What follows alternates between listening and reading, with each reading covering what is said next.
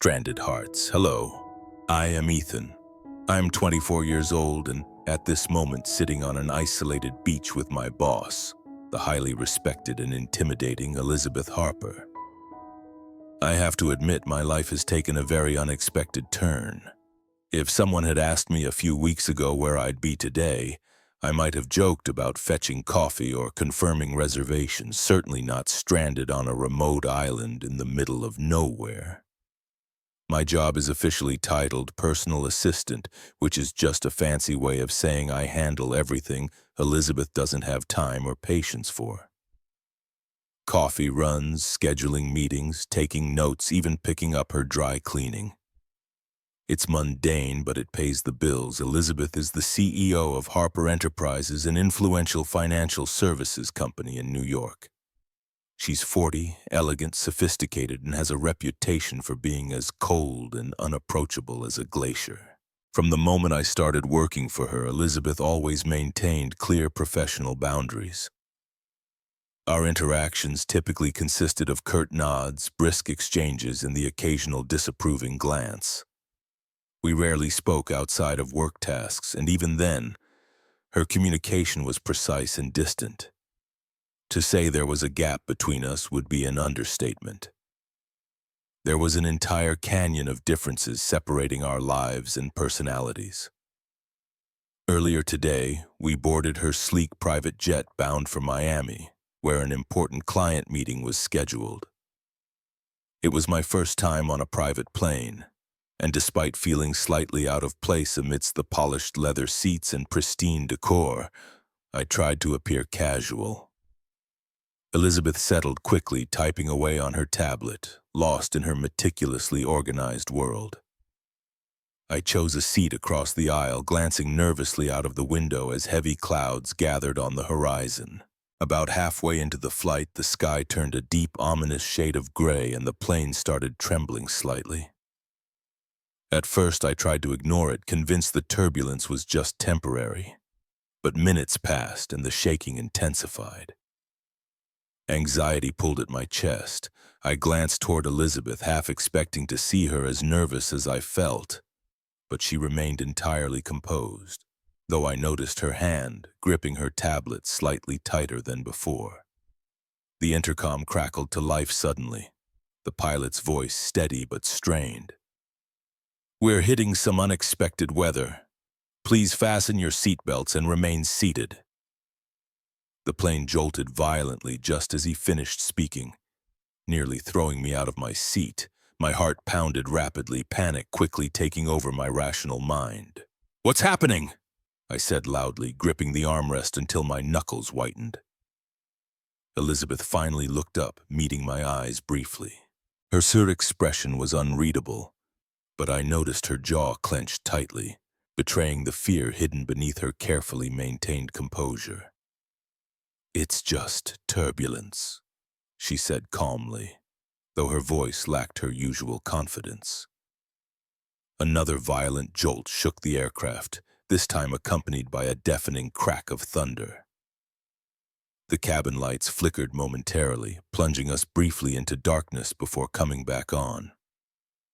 I stared wide-eyed at Elizabeth, searching for any hint of reassurance.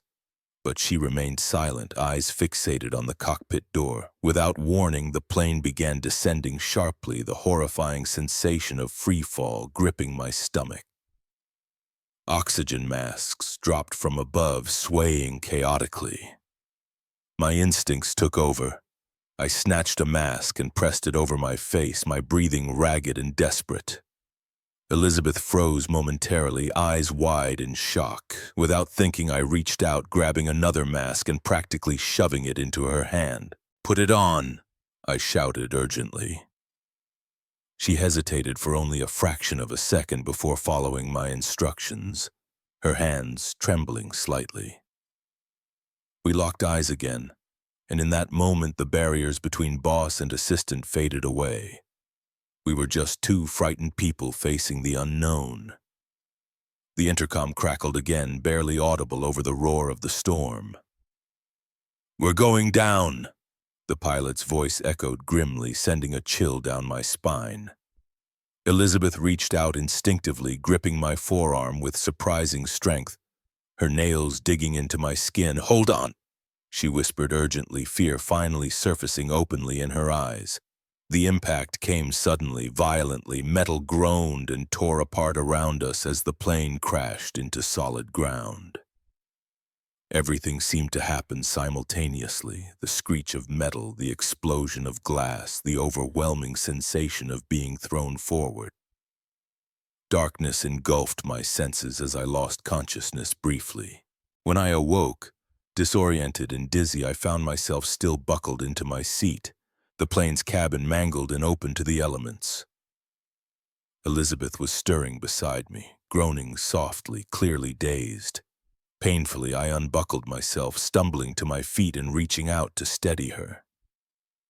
"Elizabeth," I said, my voice shaking as I gently placed a hand on her shoulder. She winced slightly, opening her eyes and looking around in confusion. "Are we alive?" Her voice was quiet, almost childlike. "Somehow, yes," I replied, glancing around to assess our surroundings.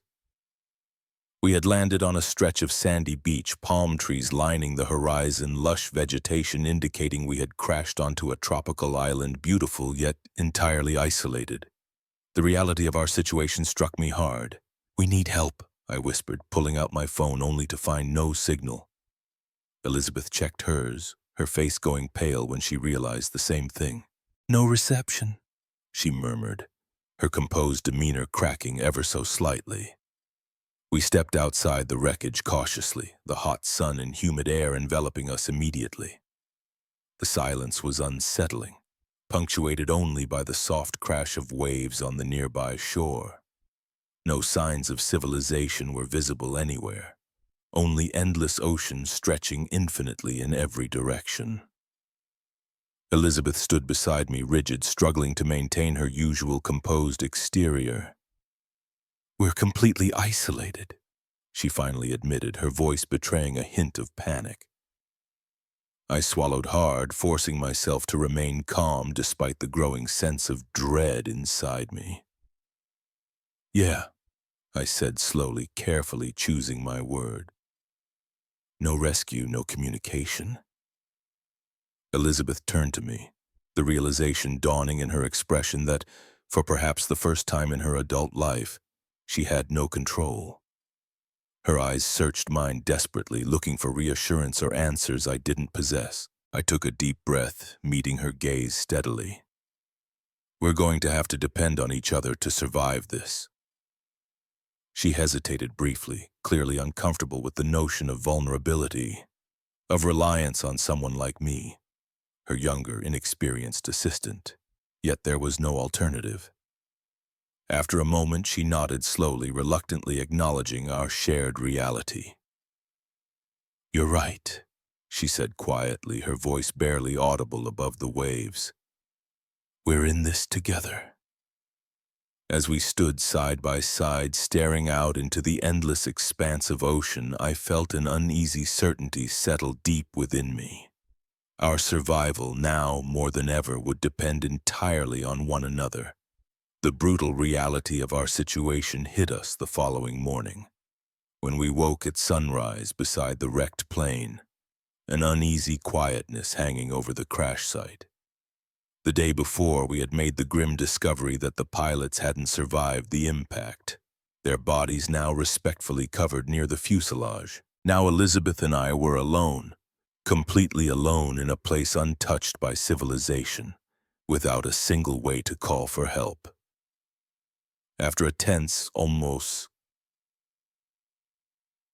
wordless breakfast of a few emergency protein bars found scattered near the wreckage, I broke the silence, attempting to sound confident. "We need to find fresh water. That's priority number one." Elizabeth didn't look at me immediately. Her eyes remained fixed on the horizon, jaw clenched, her composure rapidly returning. When she finally spoke, her voice was firm and decisive. "We should stay close to the beach. There might be fresh water running into the ocean nearby, and we can signal passing ships from the shore." I countered, trying to keep the frustration from creeping into my voice. I don't think anyone will be passing anytime soon. It's more practical to move inland. Streams or freshwater pools are usually found away from the shoreline. She shot me a skeptical glance, her brows knitted slightly, clearly annoyed. And you know this from experience? Have you been stranded before? I swallowed back a biting response. Look, Elizabeth, I've done a bit of wilderness camping in my life. Trust me, fresh water tends to run downhill from inland. She straightened her posture, a familiar defiant look crossing her face. I'm aware you're trying to help, Ethan, but I'm used to making critical decisions every single day. Let's stay on the coast until we're certain we have no alternatives. I exhaled sharply, fighting the irritation rising within me. If we stay here and there's no fresh water, we'll lose valuable time. Dehydration can set in quickly. Elizabeth shook her head dismissively, her patience clearly wearing thin. I'm confident we can find what we need near the shoreline. We'll do it my way. Her superior tone stung deeply, but I chose my words carefully. You're my boss back home, Elizabeth, but we're not in the office now.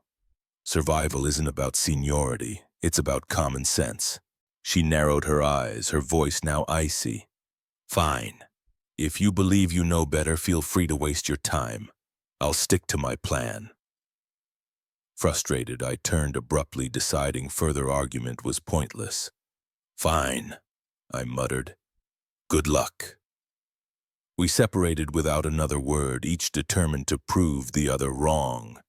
Elizabeth walked purposefully along the shoreline, searching among rocks and coastal plants, while I headed into the dense foliage, determined to find proof of my argument. The jungle was thick, oppressive with humidity, and filled with unfamiliar sounds. My anger gradually subsided, replaced by quiet anxiety. I began to doubt myself. What if Elizabeth was right? What if I found nothing? An hour passed without success. My throat grew dry and frustration returned full force.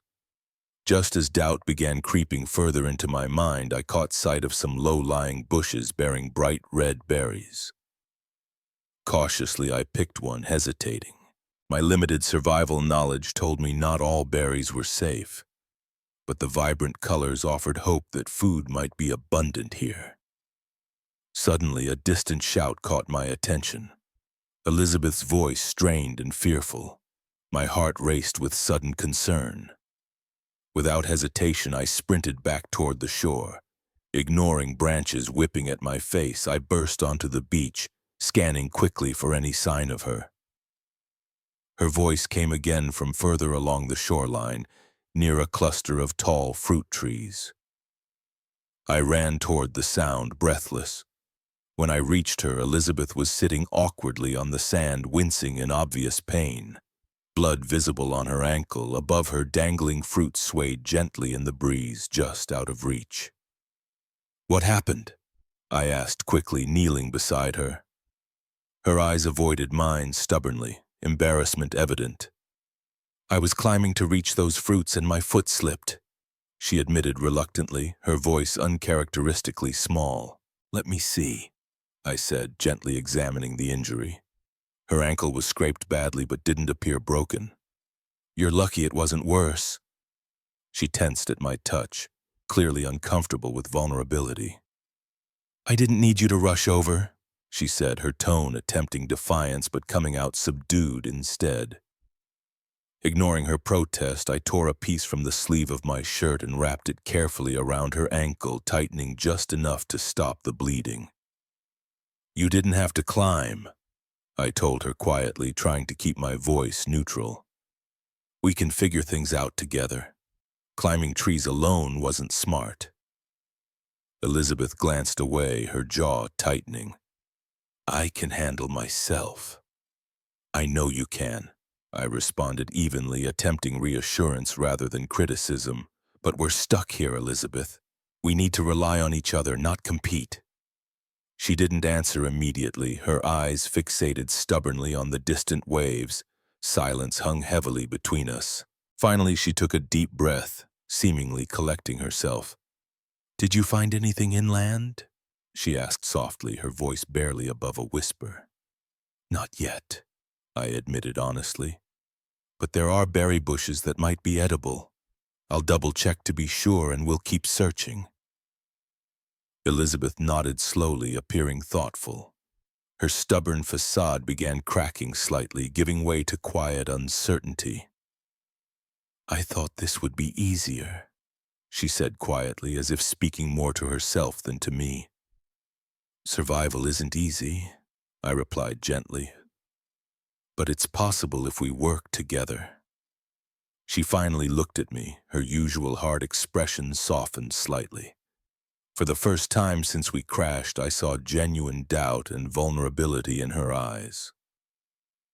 "I'm sorry," she said quietly, hesitation evident in her voice, though she quickly masked her discomfort.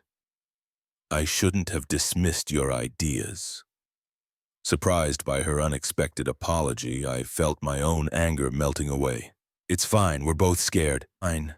Let's just move forward from here." She nodded silently, standing up carefully and wincing as she tested her ankle.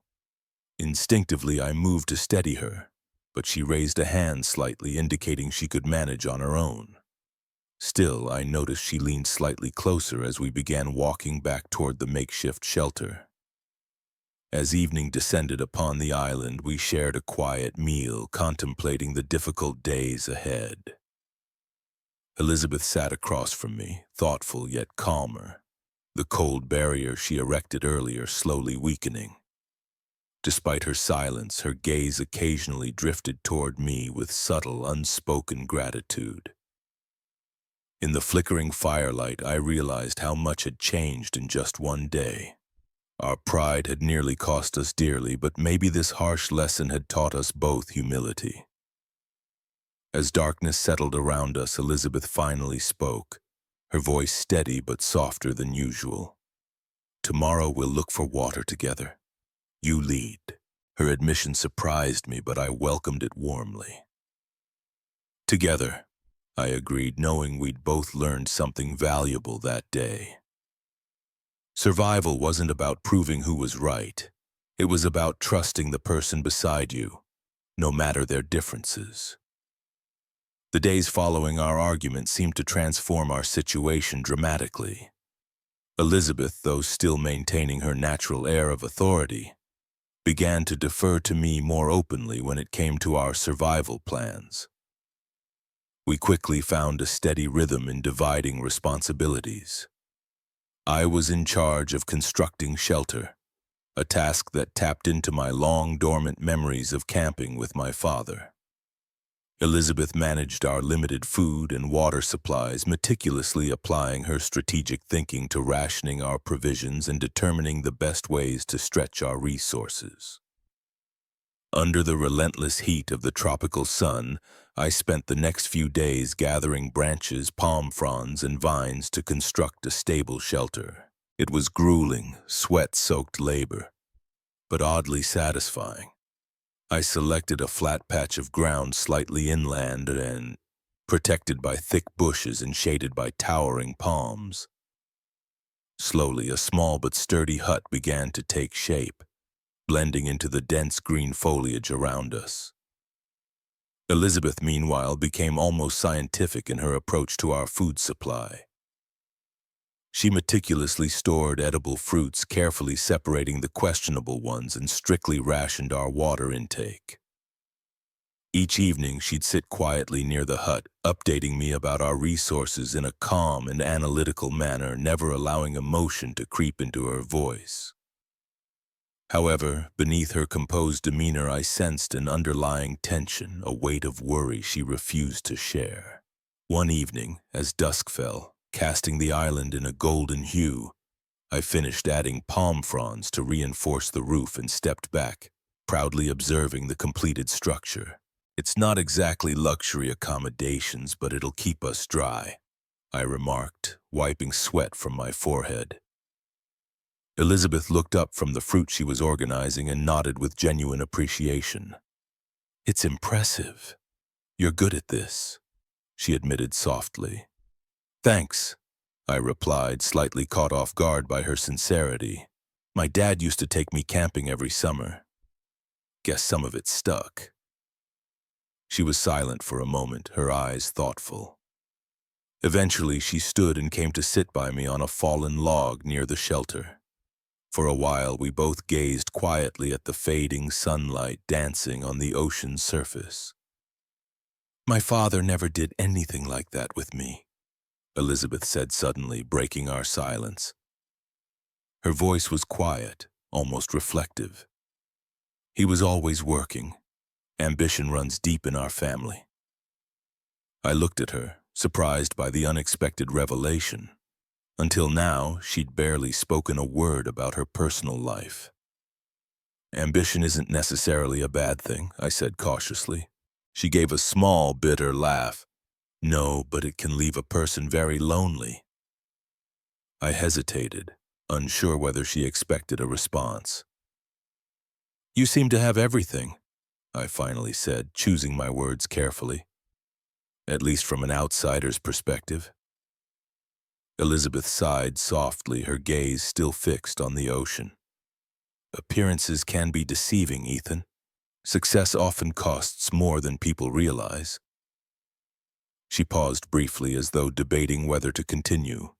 When she spoke again, her tone was more vulnerable, softer than I'd ever heard it. I was married once. We met early in our careers, both ambitious, driven people. It seemed perfect at first, two people climbing the ladder together. But as success grew, so did the distance between us. Eventually, our relationship became little more than a business arrangement. Two strangers sharing the same roof. Her voice cracked slightly, revealing hidden pain. In the end, he left, and I buried myself in work. I'm sorry, I said softly, genuinely touched by her honesty. She shook her head gently, brushing off my sympathy. It's why I've become this, she gestured to herself dismissively. Cold and distant, as people say. It's easier to build walls than to risk getting hurt again. I didn't respond immediately, absorbing her words. Her confession explained so much about her behavior. Her rigid professionalism, her guarded nature. Sometimes walls protect us, I finally said gently, but they also keep everyone else out. Elizabeth turned to look at me, her expression unreadable for a long moment. Perhaps, she murmured quietly, almost to herself, before standing abruptly. We should rest. We've both had a long day. Nightfall came swiftly, bringing a sudden chill to the humid air. We retreated to our modest hut, settling silently on opposite sides, separated by the quiet tension of the truth she'd shared. We hadn't been asleep long before a distant rumble woke me. At first, I thought I was dreaming, but the noise intensified rapidly, growing closer. Rain began to pound violently against our shelter, wind howling furiously through the trees. Elizabeth! I shouted over the deafening roar of the storm. Scrambling to my feet, she sat up quickly, alarm flashing across her face. Tropical storm! I answered, panic rising quickly as the fragile hut trembled under violent gusts. Stay close to me! The wind screamed louder, shaking the structure viciously. Palm fronds began tearing away, leaving gaps that allowed rain to lash through. Elizabeth moved instinctively closer, eyes wide with fear. Without thinking, I reached out, pulling her firmly into my arms, shielding her from the elements. I've got you! I shouted above the chaos, holding her tight as the shelter threatened to collapse.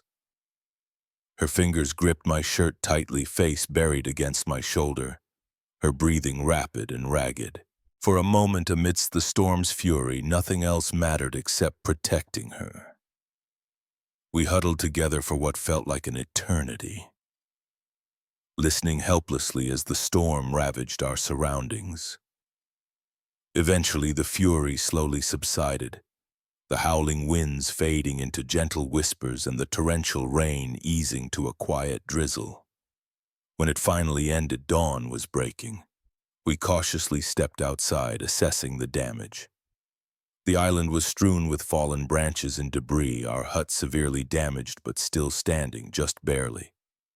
Elizabeth stood beside me, silently, visibly shaken, yet strangely calm. When she finally looked up at me, her expression held a depth I'd never seen, gratitude, vulnerability, and quiet awe, all blended together. "Thank you," she whispered softly, her voice trembling slightly. "You protected me." I smiled gently, warmth filling my chest despite our bleak circumstances. "We're in this together, remember?" She nodded slowly, her eyes still locked on mine. "It's been a very long time since I felt truly safe with anyone, Ethan." Her admission touched me deeply, realizing the profound trust she'd placed in me during the storm. "I'm glad you do now," I replied quietly, sincerity clear in my voice. Elizabeth turned toward the ocean once more, breathing deeply, her posture finally relaxing. Something subtle yet significant had shifted between us. Deeper than simple partnership, an unspoken bond formed by shared vulnerability and mutual trust.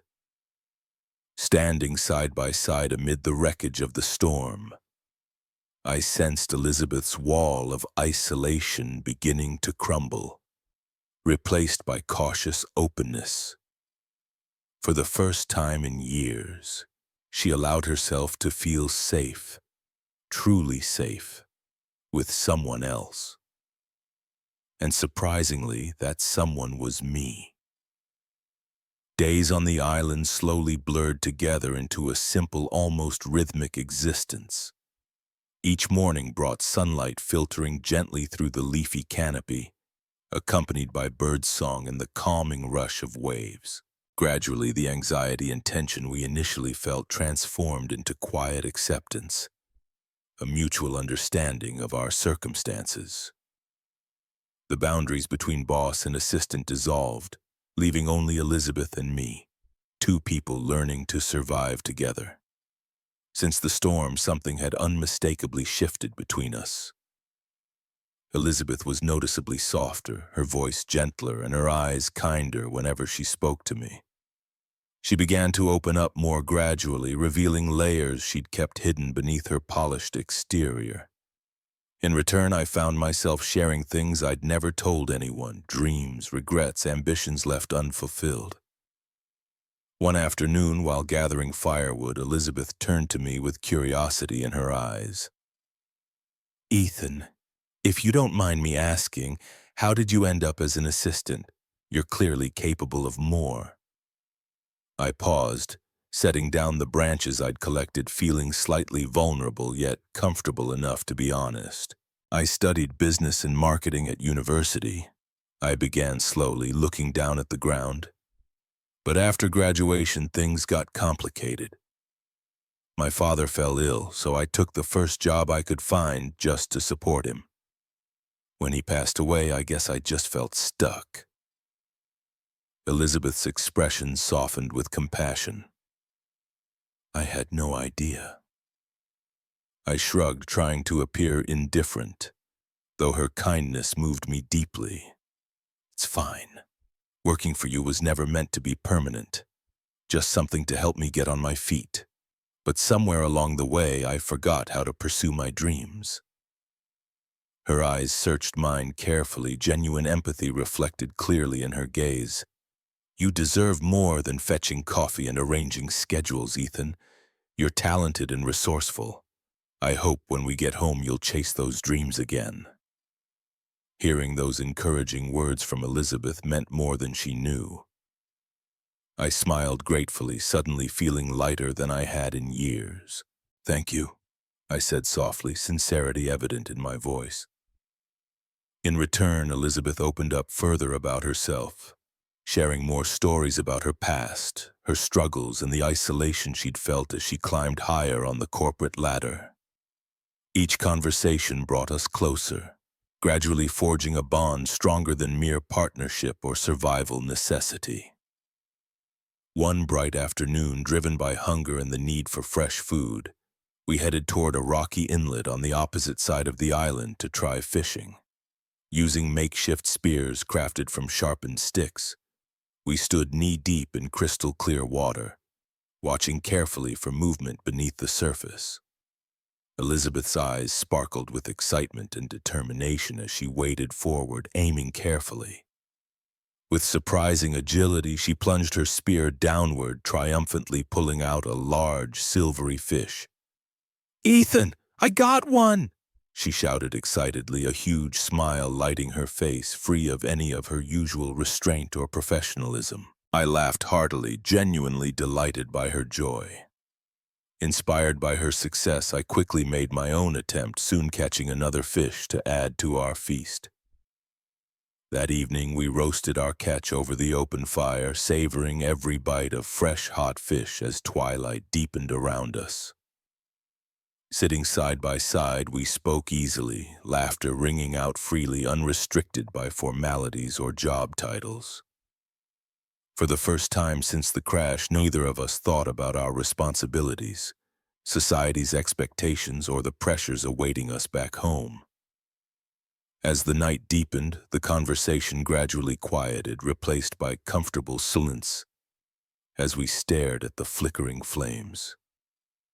Elizabeth leaned closer, her voice gentle and reflective. "You know, Ethan, being stuck here with you, it's changed something in me.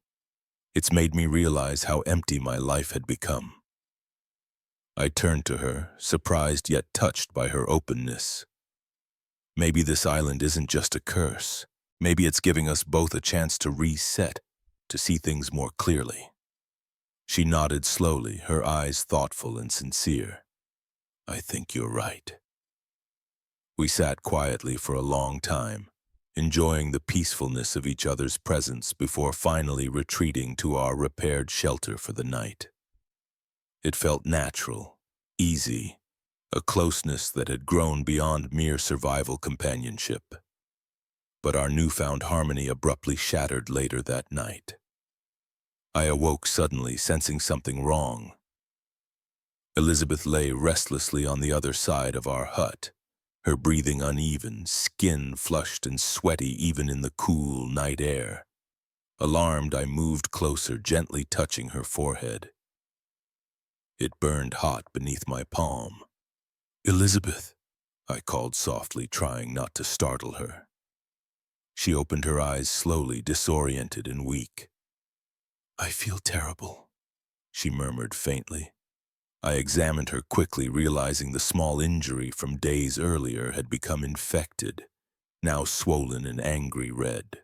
My heart raced with worry, knowing we had limited medical supplies and even less knowledge to treat infections properly.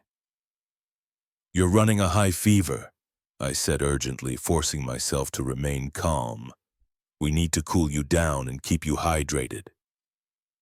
Throughout that long, anxious night, I cared for her carefully, dampening strips of fabric to soothe her forehead, coaxing her to drink small amounts of water, murmuring gentle reassurances whenever she stirred restlessly. My exhaustion was overshadowed by deep concern, knowing how dangerous her condition could become if her fever didn't break soon. Finally, as dawn approached, her fever slowly subsided, her breathing steadier and deeper. Relieved but drained, I remained close, unwilling to leave her side until I was certain she'd be all right. The morning sun filtered through gaps in the shelter, gently warming the air around us. Elizabeth opened her eyes slowly, confusion briefly crossing her face before clarity returned. She looked down, noticing me slumped beside her, my head resting against the shelter wall, clearly exhausted from the night's vigil. Watching me quietly, her heart filled with a mix of emotions, gratitude, warmth, and newfound respect. For the first time since our professional relationship began, she truly saw me not as her younger assistant, but as a mature, capable, and trustworthy man who had selflessly cared for her through one of her most vulnerable moments. Gently, she reached out, lightly touching my arm to awaken me. I stirred slowly, blinking sleepily as her eyes met mine. She offered a soft smile, gratitude shining openly in her gaze. "Thank you, Ethan," she whispered, her voice filled with heartfelt sincerity. "I couldn't have made it through last night without you." I smiled gently in return, deeply relieved by her improved condition. "I'm just glad you're all right."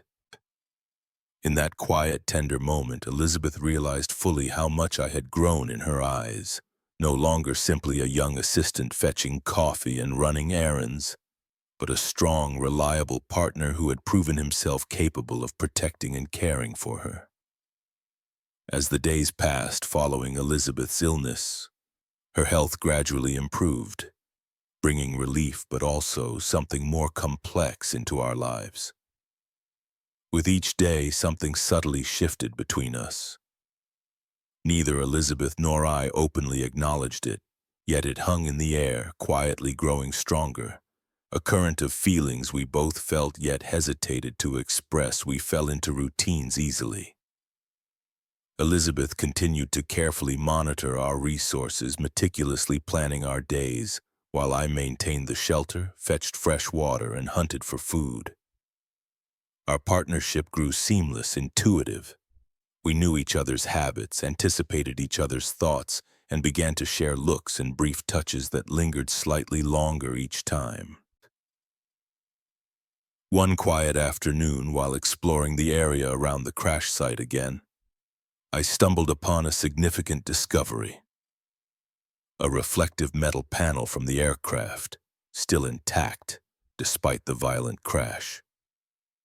My heart skipped a beat, recognizing immediately that this could become our ticket off the island, a perfect signaling device to attract passing aircraft or ships. I brought it back carefully, presenting my find to Elizabeth, who stood quietly near our shelter. As I explained my idea excitedly, detailing how we could place the reflective surface strategically to maximize visibility, I noticed Elizabeth remained set, her eyes clouded with uncertainty. "Elizabeth," I asked gently, sensing her hesitation, "this could get us rescued. Isn't that good news?" She hesitated, clearly conflicted. "Of course it's good news," she finally replied softly, but her voice lacked enthusiasm. "It's just—" She trailed off, turning slightly away from me, her expression thoughtful and distant. I moved closer, concerned by her reaction. "What's wrong?" She took a deep breath, clearly gathering courage. When she spoke again, her voice was quiet, reflective. "I'm not sure I'm ready to leave, Ethan. It sounds strange, but this island, this life we've built here, is the most honest and happy I've felt in years." Her confession surprised me, yet simultaneously resonated deeply. "I understand," I said gently. "It's simple here. No pressures, no roles to maintain." She looked at me carefully, her eyes filled with vulnerability. "Exactly. Back home, I built an image. Powerful, composed, successful. But behind all that, I was alone, surrounded by people yet completely isolated." Her voice softened further, barely above a whisper. "I convinced myself loneliness was part of success, the price I had to pay. But being here with you, I've realized how wrong I was." My heart quickened, moved by her openness. "You're not alone anymore," I assured her quietly. Elizabeth took a step closer, her eyes locked firmly with mine. "No, not here. But what happens when we return back there? I'm still your boss. You're still my assistant. Our worlds don't easily align." I sighed gently, recognizing the painful truth of her words. "I've thought about that too, but maybe we've changed. Maybe being here showed us what's truly important." She looked away momentarily, clearly troubled by the uncertainty ahead. Finally, she spoke again, her voice hesitant yet firm. "I don't want to lose this connection we found, but I'm afraid going back means returning to who we were, separate, isolated again. I reached out instinctively, gently touching her arm, bringing her gaze back to mine. We don't have to lose it, not if we choose not to. Elizabeth's eyes searched mine intently, searching for reassurance. Honestly, what if it's not enough? What if the real world forces us apart again? I won't let it, I replied earnestly, my voice filled with conviction. Being here taught me to fight for what's important. You're important, Elizabeth, more than I ever imagined possible. A small smile softened her expression, gratitude shining clearly in her eyes. You've become very important to me too, Ethan, she admitted quietly, her voice carrying a warmth I'd rarely heard from her. We stood silently for a moment, the profound admission hanging heavily between us. Finally, I moved closer, gently pulling her into a comforting embrace. She relaxed immediately, leaning into me, her head resting softly against my chest. I never imagined feeling this way again, she whispered softly, vulnerability threading through each word. After her divorce, she had promised herself she'd never let anyone get close enough to hurt her. I held her tighter, determined to reassure her. You don't have to protect yourself from me. I care deeply about you, Elizabeth, more than you probably realize. She lifted her head slowly, looking into my eyes with cautious hope. I've known for a while now, she admitted softly. I just didn't want to admit it, even to myself. Me neither, I confessed quietly, a small smile forming. But being here, having nothing but each other, it's changed everything. You're not my boss anymore, not in my heart. You're someone I can't imagine being without. Elizabeth's eyes glistened softly, clearly moved by my words. She hesitated briefly, then carefully reached up, gently touching my cheek.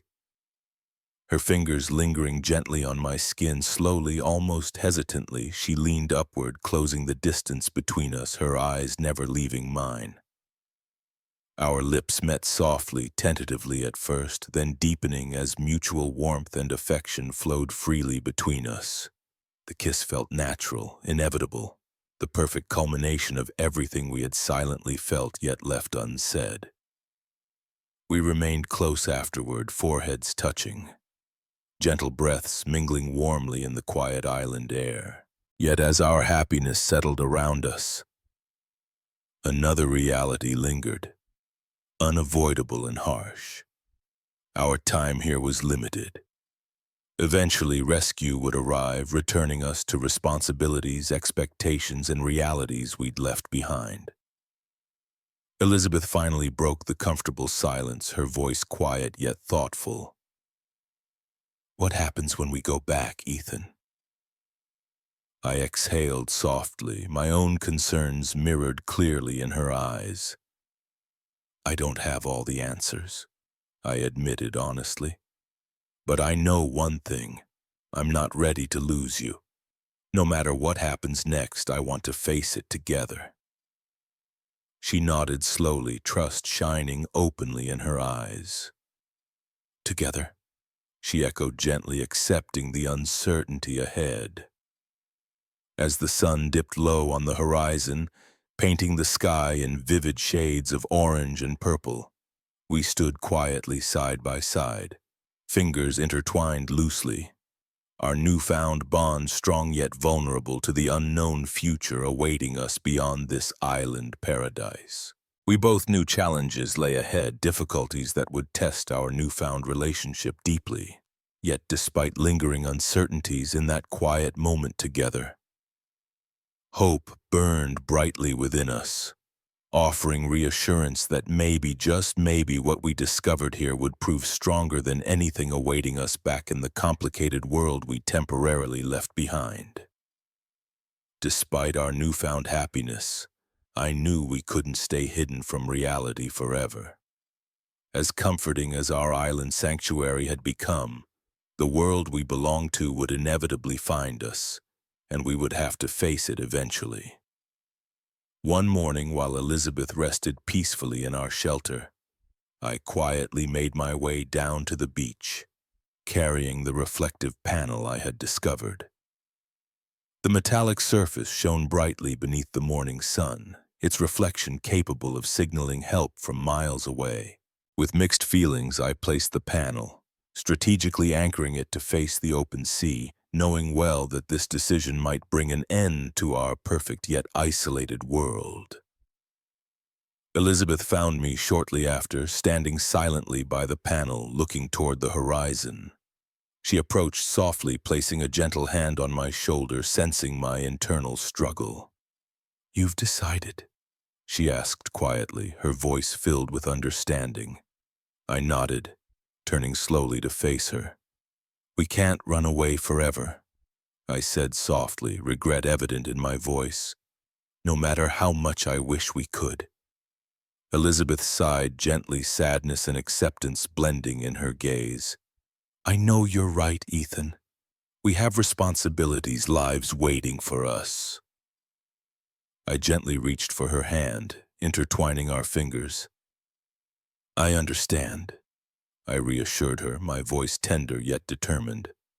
"But whatever happens next, we'll face it together." A small, brave smile curved her lips as she squeezed my hand reassuringly. "Together," she echoed, affirming our unspoken promise. Over the following days, we shared every possible moment together.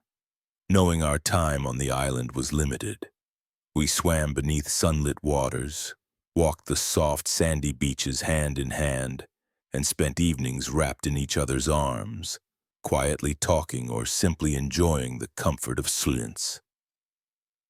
Each moment felt precious, a final gift from this place that had given us both new clarity and profound love. Finally, one bright morning, the distant hum of engines shattered our quiet existence. We both hurried outside, squinting skyward to see a rescue aircraft circling above us, drawn by the flashing reflection of the panel I'd placed. My heart twisted painfully at the sight. Relief mixed heavily with anxiety as reality rapidly approached. Within hours, a helicopter landed on the beach, bringing rescuers who quickly attended to us, examining Elizabeth's healing wounds and providing fresh water and food. They informed us how long we'd been missing. Weeks had passed without any trace as we prepared to board the helicopter. Elizabeth hesitated, glancing back wistfully at our shelter, now nothing more than a distant dream. Returning home was surreal. News of our rescue spread quickly, and soon our story, complete with its unconventional romantic undercurrent, became public knowledge. Immediately, we faced intense scrutiny, skepticism, and whispered judgments regarding our noticeable age difference and professional positions. Headlines sensationalized our relationship, tabloids speculated mercilessly, and whispers followed us everywhere we went. Faced with this harsh spotlight, Elizabeth's demeanor changed dramatically. She reverted quickly to her professional persona, poised, distant, and carefully detached from the emotional connection we had forged on the island.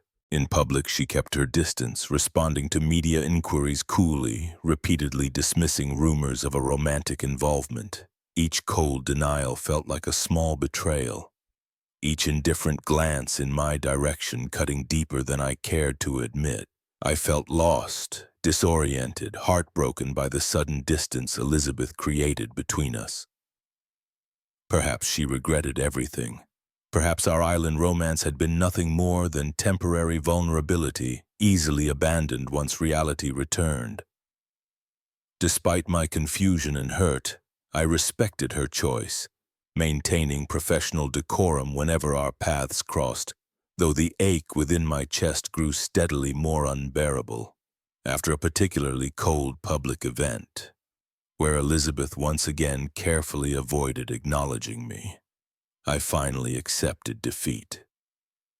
That night, packing the few belongings I had at my small apartment, I prepared to leave the city to start fresh somewhere new, where painful memories couldn't follow.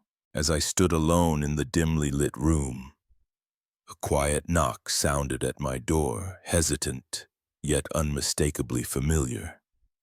My heart jolted sharply as I opened it slowly, revealing Elizabeth standing silently outside, vulnerability and sincerity written clearly across her usually guarded expression.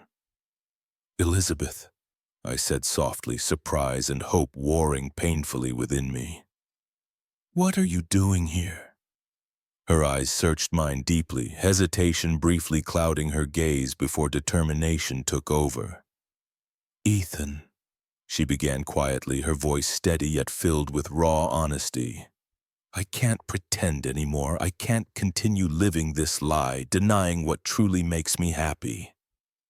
Her words caught me off guard, hope blossoming cautiously within me.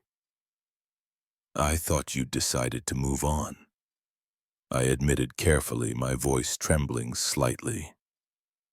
She stepped closer, her expression softening profoundly. "That's what I thought I had to do to protect us both. But the island showed me something I can't ignore. Real happiness isn't about appearances or societal expectations. It's about being true to yourself, to your heart." She paused briefly, gathering courage before continuing with conviction. "My heart belongs with you, Ethan. Pretending otherwise has only made me realize just how deeply I need you." Emotion overwhelmed me, hearing her heartfelt confession. I reached out instinctively, pulling her gently into my arms. She leaned into me immediately, relief evident in her trembling breath. "You don't have to hide from me, Elizabeth," I whispered tenderly. "We'll face everything together, no matter what anyone else says." She lifted her head slowly, meeting my gaze steadily, sincerity radiating from her eyes. "I promise you, Ethan, I won't let anything come between us again. You're the only real happiness I've known in years. I can't lose you." A smile curved my lips softly as I gently cupped her face, brushing my thumb lightly across her cheek. "You won't. I'm here always. I'm—" Our lips met again, gently reaffirming the connection forged in isolation, tested by reality, yet ultimately proving stronger than societal expectations or professional roles. In that quiet embrace, uncertainty faded slowly, replaced by hope and unwavering determination to protect and nurture the love we discovered against all odds. Standing together beneath the soft glow of city lights filtering through my window, we silently vowed never again to sacrifice genuine happiness for the sake of appearances. Our love, born from unexpected circumstances deepened through adversity, had become the most authentic part of both our lives, deserving protection, respect, and the courage to face the world openly and honestly. As we held each other tightly, Elizabeth sighed softly, peace finally settling comfortably within her. She whispered gently, sincerity filling her voice. "The island gave me something I never imagined possible. Real love, trust, and someone worth fighting for." I smiled warmly, holding her closer still, "and we'll keep fighting together, always." In the end, our journey taught us that true happiness could only flourish when we embraced vulnerability, discarded facades, and bravely chose authenticity over approval. Regardless of future challenges, we would face them side by side, forever guided by the profound truth we had uncovered on our isolated paradise. Genuine love was worth every risk, every judgment, every sacrifice. The gripping tale of Ethan and Elizabeth, stranded on a deserted island, unveils a profound life lesson. Vulnerability can forge the deepest connections, teaching us to embrace authenticity over societal expectations. Ethan, a 24-year-old assistant, and Elizabeth, his formidable 40-year-old CEO boss, were worlds apart, separated by age, status, and her icy professionalism. Yet a plane crash thrust them into a raw struggle for survival, stripping away titles and facades, As they faced storms, hunger, and Elizabeth's near-fatal illness, their reliance on each other blossomed into trust and ultimately love.